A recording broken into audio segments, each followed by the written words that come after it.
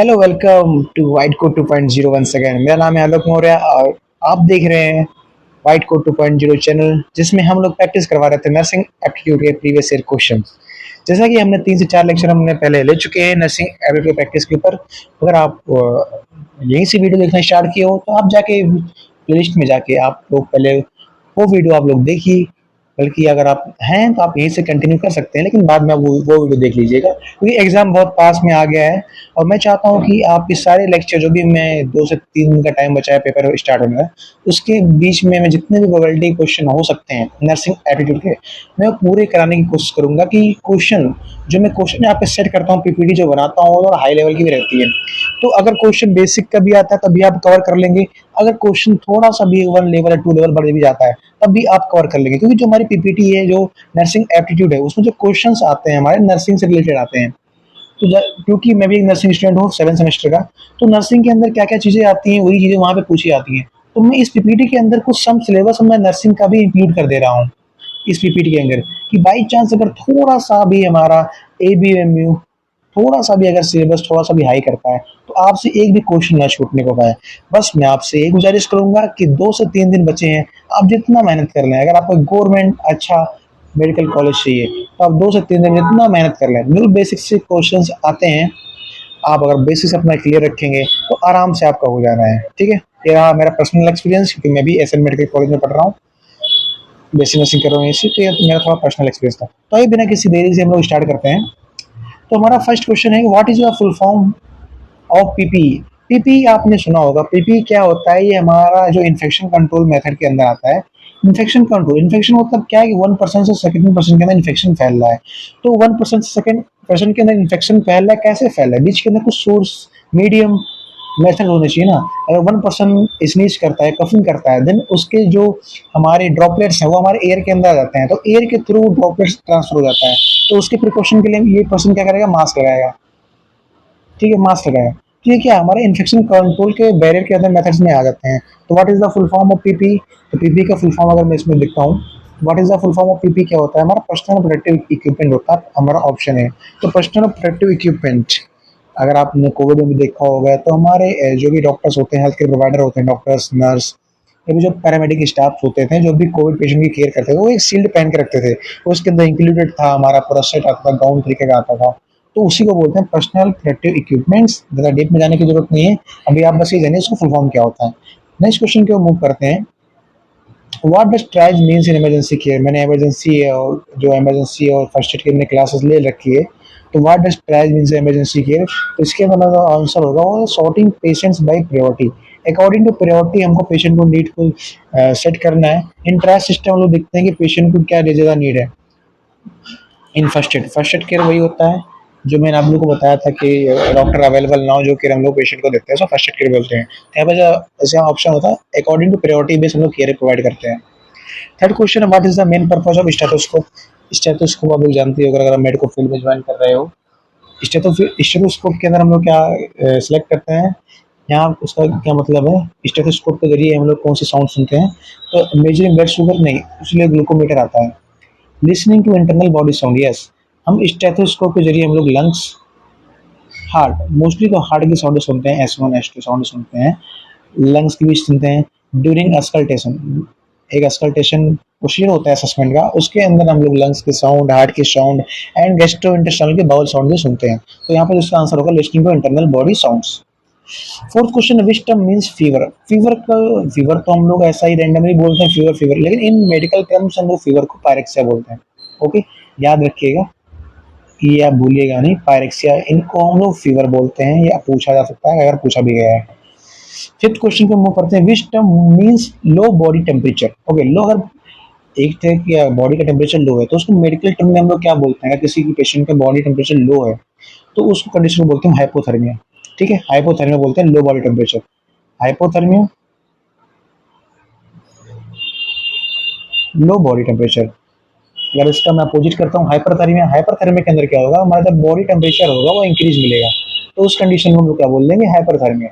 ठीक है, यहाँ पर जो हाइपरग्लाइसीमिया, हाइपरग्लाइसीमिया मतलब क्या है? ब्लड सीरम के लेवल के अंदर अगर हमारा ब्लड ग्लूकोज लेवल हाई है तब हम बोलेंगे हाइपरग्लाइसीमिया।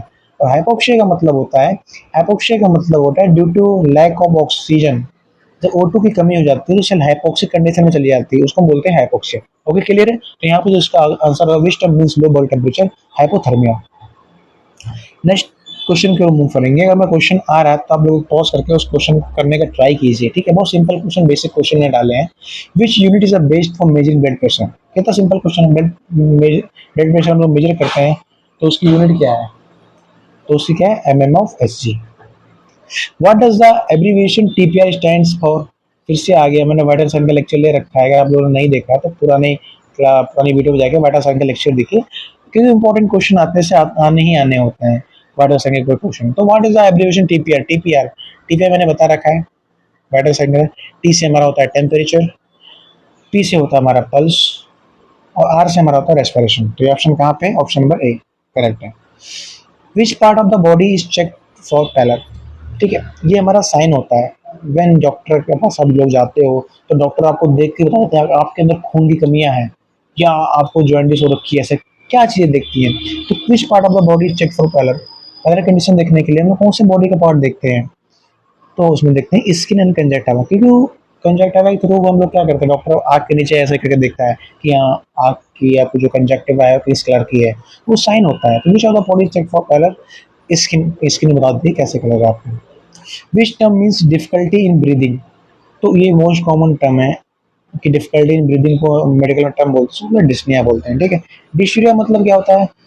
डिफिकल्टी इन यूरिनेशन, ठीक है, पेन होता है जब। डिस्फेजिया क्या होता है? Difficulty in swallow. आप कोई भी खाना खा रहे हो, अगर आपको अंदर स्वेलो करने में प्रॉब्लम होती है, उसको मेडिकल टर्म में क्या बोलते हैं? डिस्फेजिया। और डिस्पेप्सिया का जो मन होता है मतलब मीन्स होता है, वो होता है इंडाइजेशन।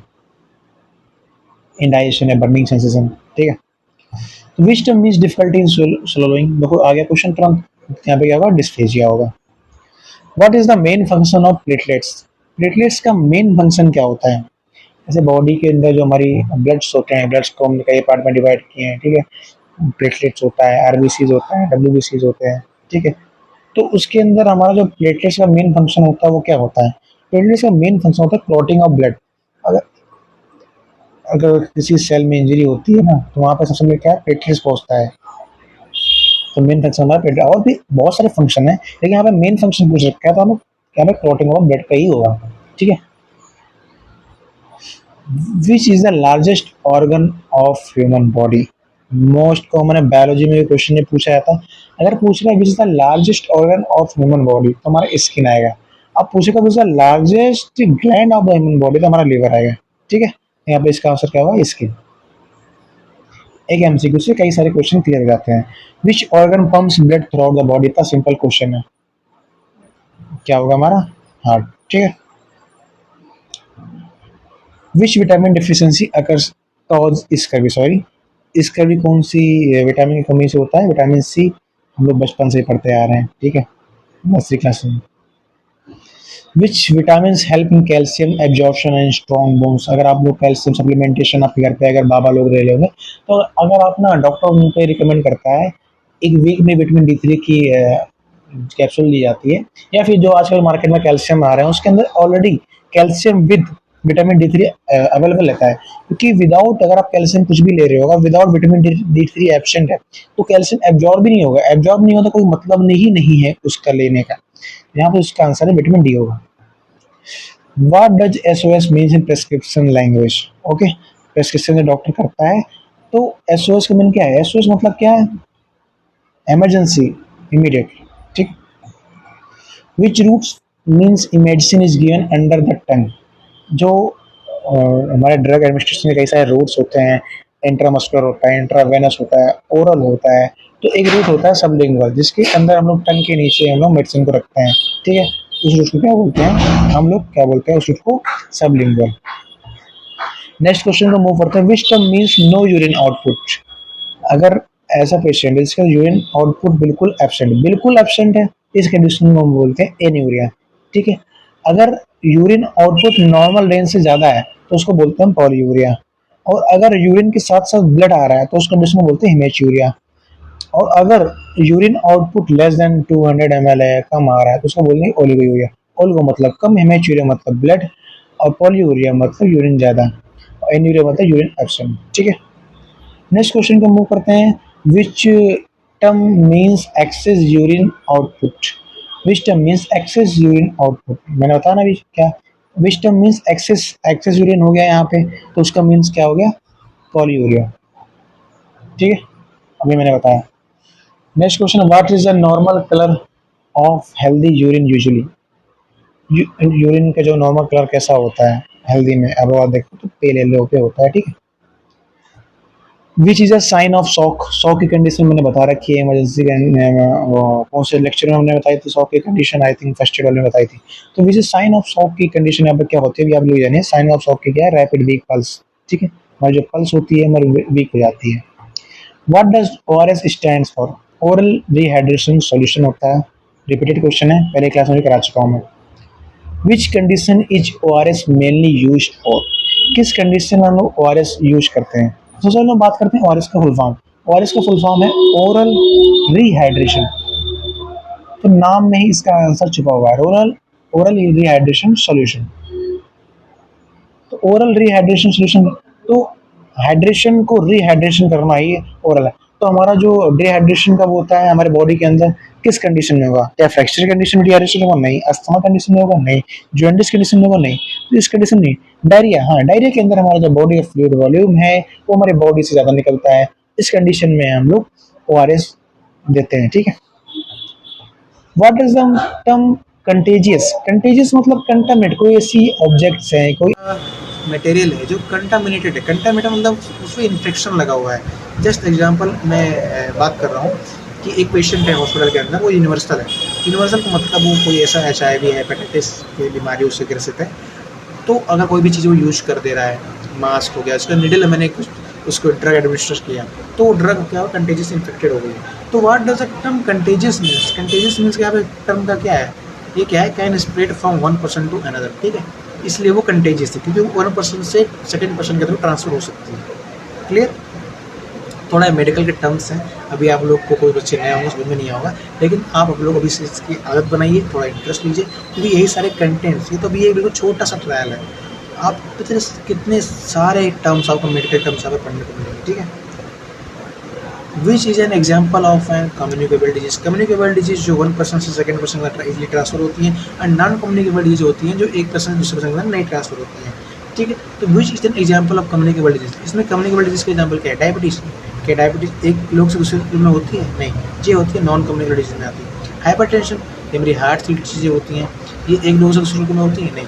हाइपरटेंशन अगर मैं बातें करूँ तो ये क्या होता है, ये हमारी आर्टरी होती है। अगर हम ज़्यादा फैटी चीज़ें कुछ खा रहे हैं, यहाँ पे क्या होता है, प्लेक इकट्ठा होने लगता है, तो जो हमारे यहाँ पे जो आर्टरी होती है, तो उसमें यहाँ पे अगर फैट कुछ भी हमारा इकट्ठा हो जाएगा, तो यहाँ पे जो हमारा स्पेस तो कम हो जाता है। जब स्पेस कम हो जाता है ना, तो प्रेशर ज़्यादा लगा पड़ता है, तो प्रेशर ज़्यादा लगा, यहाँ पे BP इंक्रीज मिलती है, तो हाइपरटेंशन कंडीशन देखने को मिलती है। तो क्या आया, एक पर्सन की लाइफ स्टाइल बहुत अच्छी है, एक पर्सन की लाइफ स्टाइल बहुत ही ख़राब है, तो हाइपरटेंशन किसको देखने को मिलेगा, इसको भी देखने को मिलेगा ना, यही बात है।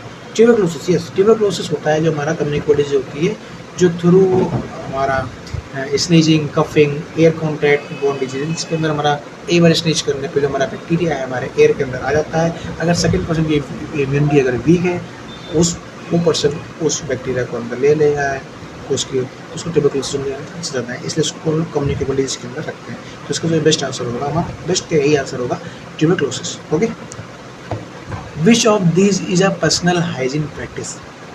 इस क्वेश्चन में क्या बोलना चाह रहा है, इसमें में से कौन सा पर्सनल हाइजीन प्रैक्टिस के अंदर हमें से आता है, ठीक है। Hand washing, skipping bath, sharing toothbrush, not changing clothes. तो क्वेश्चन ऐसा ही गलत लग रहा है, हैंड वॉशिंग ही होगा जो हमारा पर्सनल हाइजीन प्रैक्टिस के अंदर आता है। Which food group is the main source of energy? क्या पूछ रहा है, which food groups in the main source of energy? तो मेन सोर्स ऑफ एनर्जी के लिए वो कार्बोहाइड्रेट्स की रिक्वायरमेंट होती है, ठीक है। अगर यहीं पर क्वेश्चन घुमा दे, यहीं पर क्वेश्चन बोल दे कि विच nutrients help in body growth and repair, तो उसके लिए हमारा प्रोटीन आएगा। बहुत सारे लोग जिम जाते होंगे, तो जिम में प्रोटीन की कितनी इंपॉर्टेंस है मुझसे ज़्यादा कोई नहीं जानता है, क्योंकि वो रिपेयरिंग और बॉडी ग्रोथ के लिए हमारा प्रोटीन ही रिस्पॉन्सिबल होता है। मेरा आंसर प्रोटीन है। What is the normal adult blood pressure generally around? LKG का बच्चा भी बता दें 120/80 mmHg। ये मैं तभी करा दे रहा हूँ, क्या पता। Thirty, what does consent mean in health care? Consent अगर आप नर्सिंग प्रोफेशन में हैं तो कंसेंट एक बहुत ही इम्पोर्टेंट टूल्स है, आपका प्राइमरी पर कर्तव्य है, आपका प्राथमिक धर्म है नर्स को। कंसेंट मतलब ये चीज़ होती है कि आप किसी से परमिशन ले रहे हो, कोई भी प्रोसीजर, कोई भी, तो अगर पेशेंट अनकॉन्शियस है देन आप उसको फैमिली मेम्बर से पूछना है कंसेंट, क्योंकि आपको नर्सिंग के अंदर डॉक्यूमेंटेशन आपको मेंटेन करनी होती है कि आप पे आगे चल के कोई भी पेशेंट ना आए, कुछ भी। अगर आपको छोटा सा प्रोसीजर ले रहे हो, पहले आप पेशेंट से कंसेंट लो कि हाँ पेशेंट, क्योंकि वो कंसेंट जो आता है वो पेशेंट के राइट्स के अंदर आता है, वो राइट्स अंदर आता है। ये लेना इंडिया के अंदर अभी नई चीज़ देखी जाती है, लेकिन फॉरेन कंट्री में पेशेंट केस तक कर सकता है। तो what does consent means in health care? Permission given by the patient. ठीक है, ठीक है, ठीक है। तो ये था हमारा लेक्चर। तो आई होप आपको लेक्चर बड़ा अच्छा लगा होगा। मैं फुल प्रयास करता हूँ, पीपीटी आपके लिए बनाता हूँ, जो भी मोस्ट प्रोबेबिलिटी क्वेश्चन आने वाले हो सकते हैं नर्सिंग एप्टीट्यूड में। 2 से 3 दिन बचे हैं पेपर को, तो मैं यही चाहता हूँ कि आप जितना से ज़्यादा मेहनत कर सकें मेहनत करिए। मैं तो मेहनत कर ही रहा हूँ, मेरे भी इंटरनल एग्जाम चल रहे तो उसको छोड़ के मैं आपका पीपीटीज बना रहा हूँ, मेहनत कर रहा हूँ कि आप क्या पता कोई क्वेश्चन कहाँ से आ जाए। तो बाय बाय, मिलते हैं नेक्स्ट क्लास में। मैं मेहनत कर रहा हूँ, मिलते हैं नेक्स्ट वीडियो में। Okay bye, thank you.